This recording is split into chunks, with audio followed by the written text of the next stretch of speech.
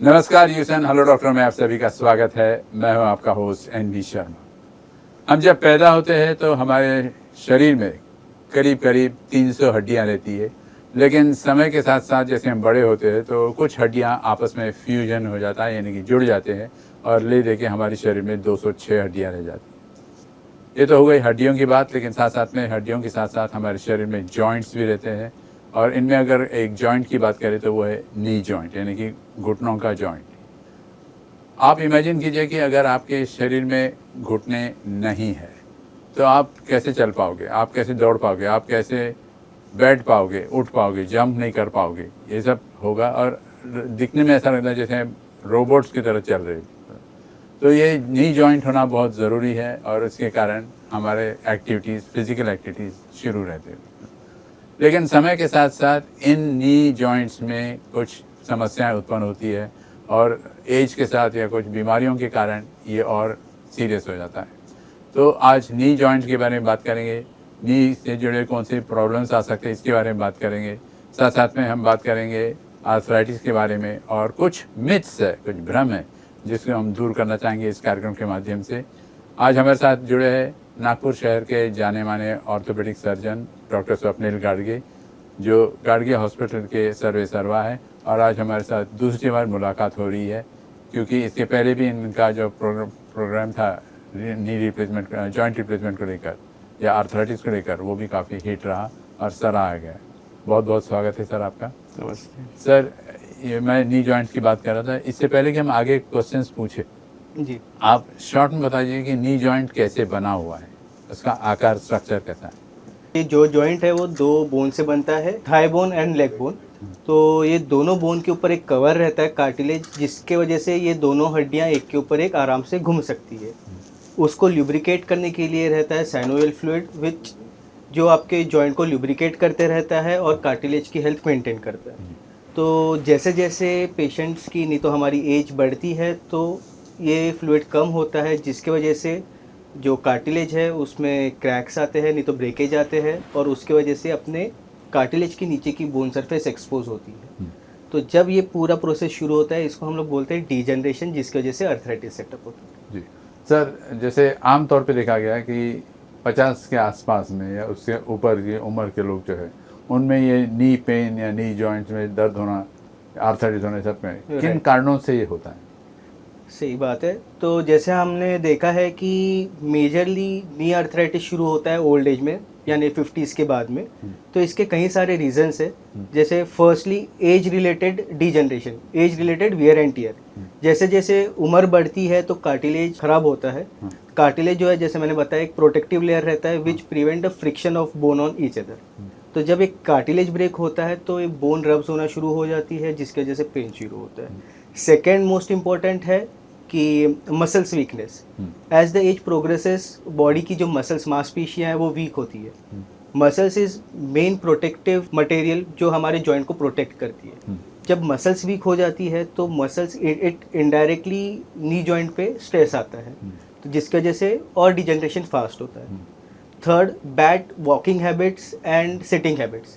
जैसे आपने देखा होगा कि काफ़ी सारे लोग आजकल टार रोड पे, नहीं तो सीमेंट रोड पे वो मॉर्निंग वॉक करते हैं। This gives you the reverse jerk, जिसकी वजह से आपका डिजनरेशन और फास्ट होता है। सेकेंडली हम सर, लेकिन कई सारे लोगों को मैं गार्डन में घूमते हुए देखा हूँ, राइट, तो वो एक स्टोन पाथ रहता है, हाँ, तो उसके ऊपर घूम रहे, इज दैट सेफ? नहीं, तो ये हम लोग एडवाइस करते हैं पेशेंट को कि instead of walking on hard surface, walk on soft surface. जैसे मिट्टी पे चलिए आप, बट इरेगुलर नहीं।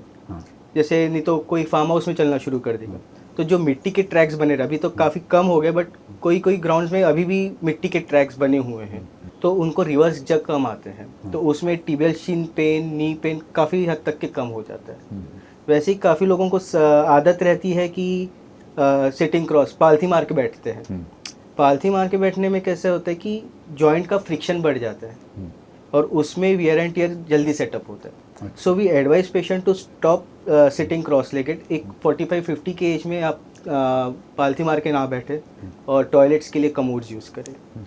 उसके साथ साथ फोर्थ मेन इम्पॉर्टेंट है कि हार्मोनल चेंजेस। जैसे पोस्टमेनोपॉजल वुमेंस में एस्ट्रोजन की डेफिशिएंसी, एस्ट्रोजन डिप्लीट होता है। Oestrogen is main important hormone to maintain the bone strength. तो जैसे एस्ट्रोजन डिप्लीट होता है तो बोन स्ट्रेंथ कम हो जाती है और अर्थराइटिस जल्दी सेटअप होता है। बाद में फूड इनटेक में कैल्शियम और विटामिन डी लेना बहुत ज़्यादा ज़रूरी है। तो जैसे एज बढ़ती है तो बॉडी में एब्जॉर्प्शन कम हो जाता है फ्रॉम द फूड सोर्स, इसलिए 45-50 में हम लोग एडवाइस करते हैं कि सप्लीमेंट्स लेना बहुत ज़रूरी है। सर जैसे आपने कहा एक लुब्रिकेशन होता है, क्या एज के साथ साथ तो लुब्रिकेशन ऑयल जो है कम हो Right. जाता है? जैसे एज बढ़ती है तो जो ये लुब्रिकेशन है साइनोइल फ्लूइड वो कंटेंट कम हो जाता है। तो साइनोइल कंटेंट कम होता है तो उसके वजह से जो कार्टिलेज है, कार्टिलेज की हेल्थ मेंटेन करने के लिए साइनोइल फ्लूइड काफ़ी ज़रूरी है। तो जब साइनोइल फ्लूइड कम होता है तो कार्टिलेज का लुब्रिकेशन नहीं होता बराबर, उसके वजह से उसमें क्रैक्स आना शुरू हो जाते हैं और जैसे उसका वियर एंड टियर शुरू होता है तो अंडरलाइंग बोन एक्सपोज हो जाता है एंड फिर आर्थराइटिस रैपिडली प्रोग्रेस करता है। और बॉडी वेट प्ले करता है important? Body weight also play a very important role. जैसे 1 kg increase in 1 kg of body weight leads to 3 to 4 times increase on the joint stress.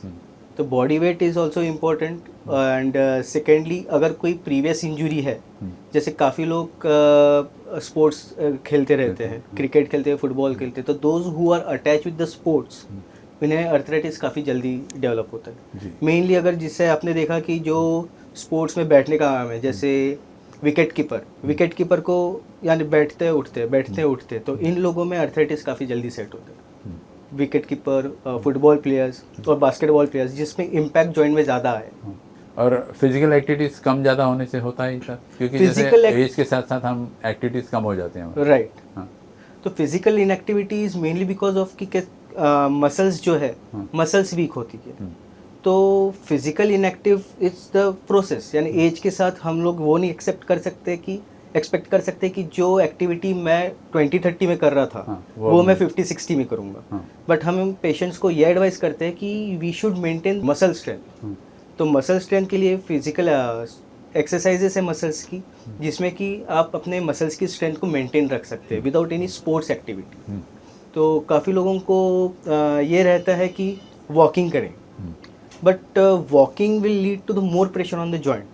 तो walking in arthritis is totally contraindicated, यानी हम लोग ये suggest नहीं करते patient को, अगर आपको जॉइंट अर्थराइटिस के सिम्टम्स आ रहे हैं तो आपने वॉक नहीं करना चाहिए। रादर देन उसके पैरेलल बाकी एक्सरसाइजेस करिए, फिजियोथेरेपी करिए जो हम रेकमेंड करते हैं, जैसे कि thigh muscle strengthening, back thigh muscle strengthening exercises, जो आपके मेन सपोर्टिव मसल्स रहते हैं। मसल्स को स्ट्रॉन्ग करना जरूरी है। मसल्स को स्ट्रॉन्ग करना जरूरी है। तो non weight bearing, non impact exercises, जिससे कि ये मसल्स की स्ट्रेंथ मेंटेन रहेगी, ऐसे एक्सरसाइज करना काफ़ी ज़रूरी है। और brisk walking is recommended for old people? Brisk walking, yes, 50+। Walking, actually walking जो है, walking is mainly to maintain your generalize body health, cardiac health. Walking for joint pain ये बिल्कुल गलत है, बिल्कुल गलत है। तो कोई लोगों को ऐसा लगता है कि जॉइंट पेन हो रहा है तो मैं वॉक शुरू करता हूँ जिससे कि मुझे जॉइंट पेन कम हो जाएगा। तो ऐसे पेशेंट्स को हम लोग ये एडवाइस करते हैं कि वॉकिंग से आपके जॉइंट्स में और वियर एंड टियर एग्रावेट होगा, it will lead to degeneration, faster degeneration. तो उससे अच्छा quadricep extension exercise, quadricep strengthening exercises रहती है। क्वाड्रिसेप्स और हैमस्ट्रिंग मसल्स ये दो मेन मसल्स है जो आपको सीढ़ियाँ चढ़ने उतरने में, नहीं तो क्लाइंबिंग अप हिल्स नीचे चढ़ने वगैरह में ये एक्टिव रहती है। सेकेंडली वीएमओ मसल्स जो रहती है, यानी इनर थाई मसल्स जो रहती है, वो अपने बैलेंस मेंटेन करती है। तो अगर इसकी सिर्फ स्ट्रेंथनिंग एक्सरसाइजेस कर सकते हैं तो इससे हम लोग हमारे जॉइंट का, नहीं तो बॉडी का बैलेंस मेंटेन रहेगा, जिससे कि अनड्यू प्रेशर हमारे घुटनों पे नहीं आएगा। ऐसे काफ़ी एक्सरसाइजेस है जो हम घर पे ही कर सकते हैं। अगर ये सब हम लोग सही समय पे शुरू करते हैं तो वियर एंड टियर हम काफ़ी हद तक कंट्रोल कर सकते हैं। जी। अभी कुछ देर पहले आपने आर्थराइटिस की बात की, राइट। तो आर्थराइटिस सेट होता है किस एज में सेट होता है? नंबर 1। नंबर 2 कि उसके अर्ली साइन सिम्टम्स कुछ है क्या, जिससे कि दर्शक जो है वो कॉशियस हो जाए? अर्थराइटिस मेनली जो एज रिलेटेड अर्थराइटिस है वो 50-55 प्लस में डेवलप होना शुरू होते हैं। वात की बीमारी? वात, बट वात जो है कई प्रकार के रहते हैं, जैसे रूमेटॉइड अर्थराइटिस है, एंकिलोजिंग स्पॉन्डिलाइटिस है। तो ये जो अर्थराइटिस रहते हैं these are because of the autoimmune disease है। ये 20% पॉपुलेशन को रहते हैं, बट जो मेन पेशेंट ग्रुप है, मेन लोग जो है 80% जिनको एज रिलेटेड हो रहे हैं, अगर ये अर्ली सिम्टम्स इनको दिखते हैं तो हम काफ़ी हद तक के इनका डिजेनरेशन रोक सकते हैं। जी, क्या साइंस क्या है सर? तो फर्स्ट मेन साइन है कि मॉर्निंग स्टिफनेस।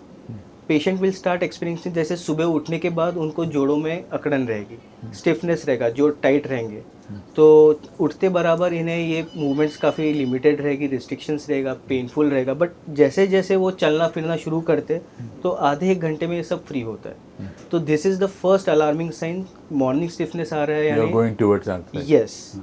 सेकेंड, जॉइंट में स्वेलिंग होना और गर्म रहना। जब अर्थराइटिस सेट होता है तो it starts the degeneration of the cartilage.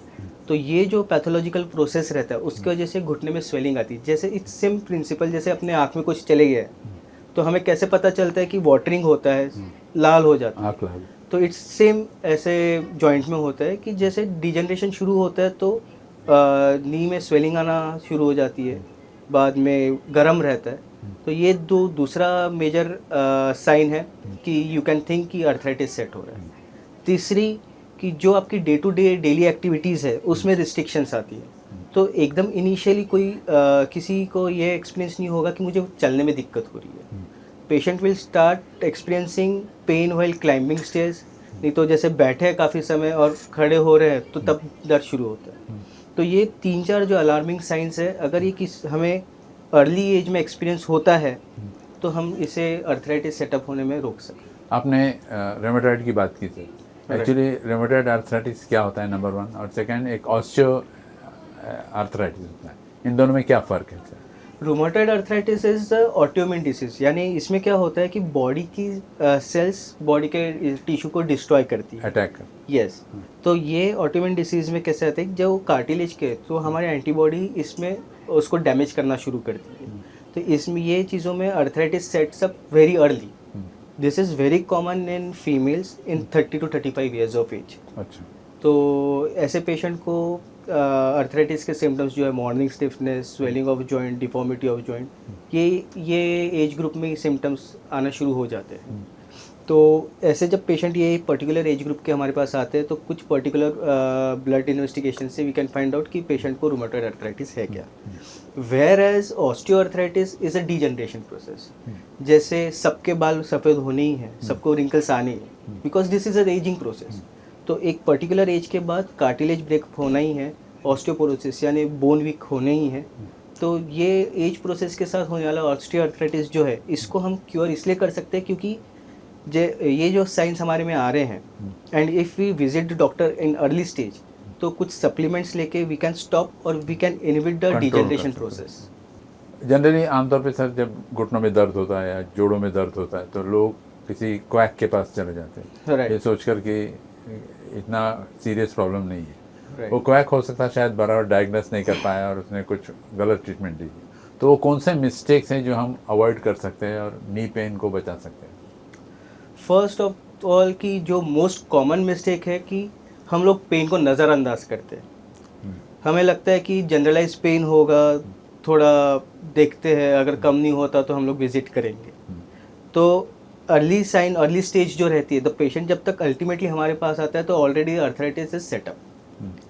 दूसरा, over the counter pain killers लेना, जैसे आपने बताया अभी कि क्वैक्स, तो ये क्वैक्स को दिखाएंगे, pain killer, undue pain killers लेते रहते हैं, फार्मेसी में जाएंगे वहाँ से वो पेन किलर्स लेते रहते हैं। तो इसकी वजह से ये डिसीज प्रोसेस को तो कुछ नहीं कर रहा है, इट्स अ फॉल्स ट्रीटमेंट।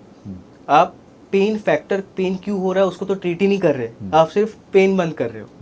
तो इवेंचुअली इससे कोई एडवांटेज नहीं हो रहा है और आप अपनी किडनी, स्टमक, ये सब प्रॉब्लम्स को और इनवाइट कर रहे हो। तो ये प्रॉपर ट्रीटमेंट नहीं लेते हैं लोग। बाद में हॉट एंड कोल्ड फॉर्मेंटेशन, लोगों को ये नहीं पता रहता है, जैसे होम रेमेडीज शुरू कर लेते हैं, बट वी डोंट नो कि कौन से स्टेज में क्या चीज़ करनी चाहिए। जैसे इनिशियल स्टेज में, जैसे मैंने आपको बताया कि वार्म रहता है, गर्म रहता है, स्वेलिंग रहती है, अगर ये स्टेज में आप गर्म इससे सिकाई करोगे तो ये सिम्टम्स और एग्रेवेट हो जाएंगे, तो उससे और डिस्ट्रक्शन फास्ट हो जाएगा। तो in early stages we recommend कि बर्फ़ से सिकाई करो, लोकल आइस एप्लीकेशन करिए, और उसके साथ में अगर कोई टॉपिकल यूज़ करना है तो टॉपिकल यूज़ कर सकते हैं। When the knees become silent और आपको सिर्फ स्टिफनेस है तो उस समय में थोड़ा पेन किलर, नहीं तो मसल रिलैक्सेंट्स के साथ साथ बस हॉट सलाइन फॉर्मेटेशन करिए, यानी गर्म नमक के पानी से सिकाई करें तो ये सिम्टम्स सबसाइड हो जाएंगे। सर अभी आपने कुछ देर पहले एक्सरसाइज के बारे में बताया, उसका इंपॉर्टेंस बताएं। एक और प्रोसेस है फिजियोथेरेपी। तो इन दोनों में से आप क्या प्रेफर करोगे एज एन ऑर्थोपेडिक सर्जन, क्या एडवाइस करोगे? Physiotherapy play a very good role, but until and unless it is been recommended by the doctor. काफ़ी पेशेंट्स हम लोग देखते हैं कि फिजियोथेरेपी जाते हैं and they start a weak physiotherapy protocol, cycling भी कर रहे हैं, ट्रेडमिल कर रहे हैं। ये सारी एक्सरसाइज से आपकी मसल्स आप और डैमेज करें, आपके जॉइंट्स आप और डैमेज करें। तो मैं आपको कुछ ऐसे एक्सरसाइजेस बताऊंगा which will be easy for the elderly people to do it at home. ये एक्सरसाइजेस हमें ऐसे चाहिए कि जिससे हमें हमारे हिप जॉइंट पे, नी जॉइंट पे और एंकल जॉइंट पे स्ट्रेस नहीं आए। तो those are bed side sitting exercises. जैसे हम बेड पे बैठे हैं, पैर सीधा करें और अपने घुटने के नीचे एक टॉवेल रख दो और वो टॉवेल को अपने घुटने से प्रेस करना है, जिससे कि आपकी थाई की एंटीरियर मसल्स टाइट होंगी। सिमिलरली वो टॉवेल बाद में निकाल के एंकल को आगे पुल करके रखिए और बैक से थोड़ा आगे लीन होना है, जिससे हम लोग बोलते हैं हैमस्ट्रिंग स्ट्रेचनिंग। तो ये दो मसल्स जैसे एंटीरियर यानी आगे की मांसपेशी और थाई के पीछे की मांसपेशी, ये दोनों मसल्स हमें चढ़ने उतरने में बहुत काम करती है। तो ये इसकी स्ट्रेंथ अगर मेंटेन रहती है तो we are free to climb stairs.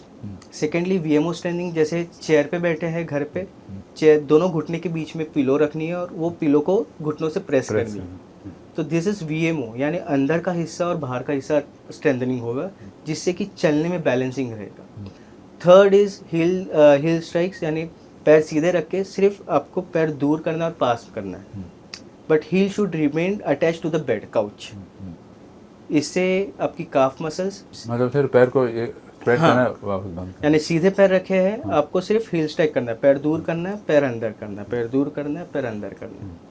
और एंकल पंप्स यानी दोनों पैर सीधे रख के पंजे को नीचे दबा के रखना है 10 सेकेंड्स, रिलैक्स, ऊपर खींच के रखना है 10 सेकेंड्स, देन रिलैक्स। ये 6 एक्सरसाइजेस अगर आप घर पे रोज़ करते हैं, this I am recommending for the Elder patient, जिन्हें वो इजीली घर पे कर सके और पेन फ्री रहे। तो ये एक्सरसाइज से काफ मसल स्ट्रेंथनिंग होती है। Calf muscle strengthening is most important to walk, जैसे to do the daily needs, daily activities. ये सब एक्टिविटीज़ के लिए मसल्स कोर स्ट्रेंथ रहना बहुत ज़रूरी है। अगर मसल स्ट्रेंथ है and even if the patient is suffering from the early arthritis, तो उन्हें जॉइंट को प्रोटेक्ट करने के लिए अगर मसल स्ट्रेंथ काफ़ी है तो उनका डिजनरेशन काफ़ी हद तक स्लो हो जाता है। मैं खास बात कर रहा हूँ नी रिप्लेसमेंट की। तो एग्जैक्टली नी रिप्लेसमेंट की कब ज़रूरत आन पड़ती है और कब करना चाहिए, under what guidance, whose guidance? Knee replacement is a very wonderful surgery. Knee replacement surgery पर हम लोग तभी एडवाइस करते हैं पेशेंट को जब पेशेंट बाकी सारे ट्रीटमेंट ऑप्शन से ठीक नहीं हो रहे। जैसे मैंने आपको बताया कि जब इनिशियली पेशेंट हमारे पास आते हैं तो हम उसे मेडिसिन से, फिजियोथेरेपी से, नहीं तो इंजेक्शन से, ये 3-4 मॉडलिटीज़ से और लाइफस्टाइल मॉडिफिकेशन एडवाइस करते हैं, जिससे कि जॉइंट को डीलोड कर पाएँ।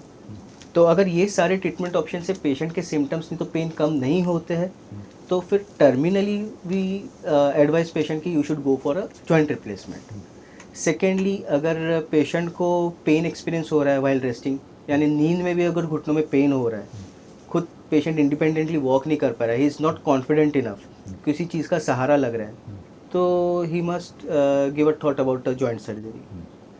थर्डली, अगर पेशेंट हमारे पास आते हैं और एक्सरेज में हमें क्लियर कट डिस्ट्रक्शन दिख रहा है, मेनी टाइम्स पेशेंट्स रहते हैं कि मुझे चलते आता है, but we know that he is walking in pen.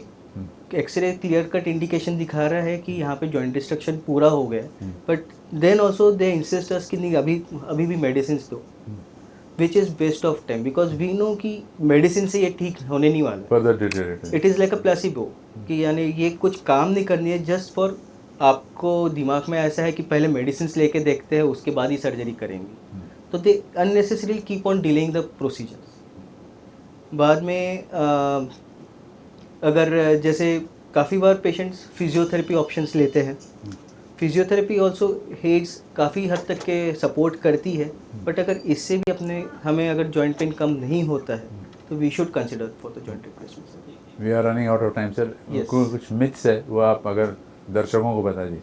जैसे एक है नी रिप्लेसमेंट के बाद हम नॉर्मली चल नहीं पाएंगे बाद में, Right. मिथ है या फैक्ट है, क्या है? तो मिथ्स काफ़ी है कि सबसे पहला मिथ जैसे आपने बोला कि ऑपरेशन के बाद मैं बराबर चल नहीं पाऊंगा, whereas the aim of procedure is totally different. हमारा Make एम him ये walk है normally. कि पेशेंट शुड वॉक नॉर्मली, हाँ। Patient should walk freely, pain free, patient should not be dependent on other. तो ये myth है sir. ये totally myth है। हाँ। एक और है कि घुटना रिप्लेसमेंट के बाद, सर्जरी के बाद बेंड नहीं होगा बराबर। नहीं, अभी सेकेंडली कि जैसे बेंड नहीं होगा, जो जॉइंट रिप्लेसमेंट मॉडल्स है this nowadays these are high flex model, यानी इवन आप पालथी मार के भी बैठ सकते हो। फॉर दिस की मूवमेंट्स कितनी होनी चाहिए, इट ऑल डिपेंड्स कि ऑपरेशन के बाद फिजियोथेरेपी प्रोटोकॉल कैसे है and how is the functioning demand. अगर आप एकदम ओबीस पेशेंट को बोलोगे कि पालथी मार के, तो anyhow they are not sitting cross leg sitting, पहले भी नहीं करते थे Normally सर्जरी भी के नहीं पहले, करते। तो this is not their actual functional demand. उनकी फंक्शनल डिमांड रहती है कि मैं नॉर्मल चल पाऊँ, whereas in lean and thin patient जो पहले से पालथी मार के बैठ रहा है, तो ऐसे पेशेंट में वो सर्जरी के बाद आराम से बैठ पाते हैं। यस। और एक और है कि रिप्लेसमेंट थ्योरी जो है, नी रिप्लेसमेंट, वो सिर्फ बुजुर्गों के लिए, यंग लोगों के लिए नहीं है। ये कहाँ तक सही गलत है? अभी कैसे है कि काफ़ी लोग यानी ओल्ड एज में करनी है। ऑब्वियसली जब अर्थराइटिस जो है वो ओल्ड एज में ही होता है। जो ऑटोमेन यानी जैसे रूमेटॉइड अर्थराइटिस वगैरह के जो पेशेंट है वो उनको अर्ली एज में जॉइंट रिप्लेसमेंट सर्जरी लगती है, क्योंकि इनके जॉइंट डिस्ट्रक्शंस काफ़ी ज़्यादा रहते हैं। बट बहुत से लोग बोलते हैं कि नहीं मेरी अभी एज नहीं है, मैं बाद में करूँगा, मेरी अभी एज नहीं है, तो उसमें they suffer with the pain for prolong time. उसके वजह से उनकी बोन डिफॉर्मिटी काफ़ी हो जाती है, मसल वीकनेस काफ़ी आ जाती है। तो जो अल्टीमेट रिजल्ट सर्जरी के बाद आने चाहिए वो उससे काफ़ी कम रहता है। तो अगर जॉइंट डिस्ट्रक्शंस काफ़ी है और ऑलरेडी डिफॉर्मिटी आ गई है, तो age is not a restriction कि मैं joint earlier the better. Earlier the better.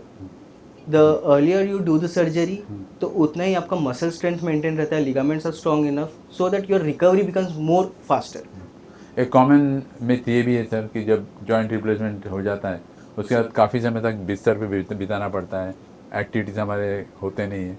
ये मिथ है, फैक्ट है क्या? This is also completely wrong. Joint replacement के बाद हम लोग फर्स्ट डे ही पेशेंट को मोबिलाइज करते हैं। Patient is made to walk in hospital itself on the first day of the surgery.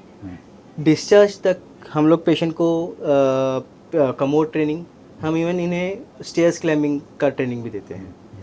On third day patient get discharge, तो पहले फ्रॉम 5 to 15 डे पेशेंट्स को हम लोग होम फिजियोथेरेपी शुरू करते हैं। हमारे फिजियोथेरेपिस्ट जो है वो पेशेंट के घर जाके फिजियोथेरेपी देते हैं, so that till the suture removal, यानी 12 से 15 दिन में हम पेशेंट्स के टाके पूरे निकाल देते हैं। This is total myth. Yes yes yes, completely. तो तब तक पेशेंट घर पे पूरा रिकवर करता है, मसल्स में स्ट्रेंथ आती है। From 3rd to 6th week patient start developing strength, उनको स्टैटिक साइकिलिंग शुरू कर देते हैं। We made patient to walk in home और नियर बाय एरिया, जिससे कि उनके थाई मसल्स की स्ट्रेंथ रिकवर हो जाती है। एंड वो पीरियड के दौरान पेशेंट को कोई सपोर्ट की ज़रूरत नहीं रहती है। Patient can drive their own vehicle, car drive कर सकते हैं। फ्रॉम 6 to 12 वीक्स यानी 1.5 से 3 महीने में patient is fully independent, no need of crutches, no need of walker, patient can go to a walk, patient can go to office. Independent. Yes, completely independent. थोड़ा stiffness रहता है but it will take time. जैसे कि physiotherapy हम लोग इसलिए उन्हें continue करने बोलते हैं, जैसे जैसे फिजियोथेरेपी से मसल रिलैक्स होते हैं तो स्टिफनेस भी इट यूजुअली यानी रिकवरी आप पकड़ के चलिए कि with in 4 months patient becomes absolutely normal. कई बार ये भी लोगों को बोलते हुए सुना है कि मत कराओ नी रिप्लेसमेंट, क्योंकि वो कुछ सालों तक ही टिकता है, again you have to spend more, इस टाइप की बातें। Absolutely wrong thing. अभी न्यूअर जो मेडिकल मटेरियल्स है, जो इम्प्लांट्स मटेरियल है, they are very good implants, तो they last for the longer period. Initially we used to say that the joint replacement will last for 12 to 15 years, but now it's a studies कि a single joint replacement if it is used wisely it can last for a life or 20 to 25 years. It also depends कि हम लोग उसे use कैसे कर रहे हैं। जैसे इट्स सिमिलरली जैसे गाड़ी है, हम अगर उसे ख़राब रास्ते पे चलाएंगे तो उसके चक्के जल्दी ख़राब होंगे, and if you are driving it on the good roads तो इट विल बी मेंटेन, और उसी साथ साथ हमें उसको मेंटेन करना भी ज़रूरी है। तो ऑब्वियसली जो भगवान ने दिया था वो ख़राब हो गया, now this is human made, this is an artificial, तो you have to take care of it. तो पीरियोडिकली ऑर्थोपेडिक सर्जन को मिले अपने, periodically calcium vitamin D intake लेते रहे, जिससे कि आपकी बोन क्वालिटी मेंटेन रहे, so that the implant should hold your bone wisely. और सेकेंडली जो भी एक्टिविटीज़ जिससे इम्पैक्ट आता है घुटनों पे, वो एक्सरसाइजेस नहीं करे, जैसे अवॉइड करें। जंपिंग, जुम्बा, ये सारी चीज़ें नहीं करनी चाहिए। और एक बहुत फनी रीज़न है उनका कहना है कि हम इसलिए नहीं कर रहे क्योंकि एयरपोर्ट पर जब जाते हैं हम तो मेटल डिटेक्शन के पास जब गुजरते हैं तो हाँ। वहाँ एक अलार्मिंग साउंड आता है, फेक हो सकता है, फॉल्स हो सकता है। नहीं, ये अभी जो इम्प्लांट्स आ रहे हैं they are what I can say कि ये स्कैनर में नहीं आते हैं। This are scanner compatible, scanner compatible रहते हैं। एंड इवन दो अगर पेशेंट पहले कभी जॉइंट रिप्लेसमेंट हो चुका है तो we are giving them a card, we are giving them a card. Patient के फ़ोटो के साथ साथ उनके पीछे उनके एक्सरेज लगे रहते हैं, जैसे पैन कार्ड रहता है। तो we ask patient to carry this with you, तो so that they can show it to the, yes, अगर ऐसा कभी होता है तो they just can show their card. But अभी जो इम्प्लांट्स है they are totally this scan friendly, ये अलार्मिंग नहीं करेंगे। एक लास्ट क्वेश्चन है sir, because we are running out of time. Yes, pain relief control के बारे में प्रोटोकॉल क्या होना चाहिए? पेन रिलीफ कंट्रोल्स मैं आपको एक जनरलाइज बताऊंगा, ऐसे नहीं कि सिर्फ जॉइंट रिप्लेसमेंट के बाद। If anyone is experiencing joint pain और knee pain, specifically knee pain, तो first of all you should give rest to the joint. Rest का मतलब ये नहीं कि बेड रेस्ट करना है, you should stop the activity, थोड़ा अपना एक्टिविटीज़ लिमिट करो, चलना फिरना थोड़ा कम करना है, स्टेयर्स क्लाइंबिंग अवॉइड करना है। और secondly start with the hot and cold fermentation.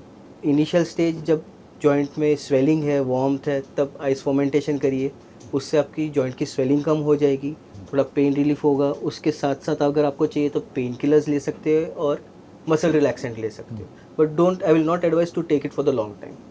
जैसे सिम्टम्स थोड़े सबसाइड होते हैं और स्टिफनेस परसिस्ट करता है, at this time you should start with the hot fomentation. एक तो गर्म बैग से नहीं तो इलेक्ट्रिक पैड से सिकाई करे and start with some muscle strengthening exercises. Third इसके साथ ही आता है जो मैंने बताया, muscle strengthening exercises. Quadriceps, hamstrings, VMO, ये जो सारी मसल्स के मैं नाम ले रहा हूँ, these are very main stabiliser of your joint. तो ये फिजियोथेरेपिस्ट के पास जाके ये मसल्स की स्ट्रेंथनिंग एक्सरसाइजेस कराएंगे तो आप तो आपका जॉइंट पेन काफ़ी हद तक के कम हो जाएगा। But if you start this physiotherapy protocol early in pain phase, तो इससे this will give you a rebound और पेन शुरू, यानी पेन काफ़ी बढ़ जाएगा। तो जब when your joints are silent, at that point you need to stay for the physiotherapy. That is earlier the better. वही no, not the sooner the better, one should, यानी पहले अर्ली फेज कम हो जाना चाहिए। अच्छा। पेन और swelling कम हो गई, then the joint is relax now. अगर जब जॉइंट एंग्री है और उसमें आप मूवमेंट्स करोगे, स्ट्रेस करें, यस, तो वो और ज़्यादा पेन हो। तो पहले 10-15 days you should not go for the physiotherapy. जब जॉइंट थोड़ा साइलेंट हो गया, then you continue the physiotherapy. और उसके बाद visit your orthopaedic surgeon as early as possible. अगर आपको लग रहा है कि जॉइंट पेन काफ़ी है, स्टिफनेस कम नहीं हो रहा है, ये सारी चीज़ें करने के बाद, फिजियोथेरेपी करने के बाद भी अगर आपको आराम नहीं है, तो you just don't go for the over the counter pain killers. You should visit, properly उसका डायग्नोसिस करिए। तो apart from pain killers there are many medicines which can help to reduce the joint pain. Thank you very much, sir. It was a Yes. pleasure talking to you. Thank you. Hopefully, this is a very good message for the people. Thank you. Thank you.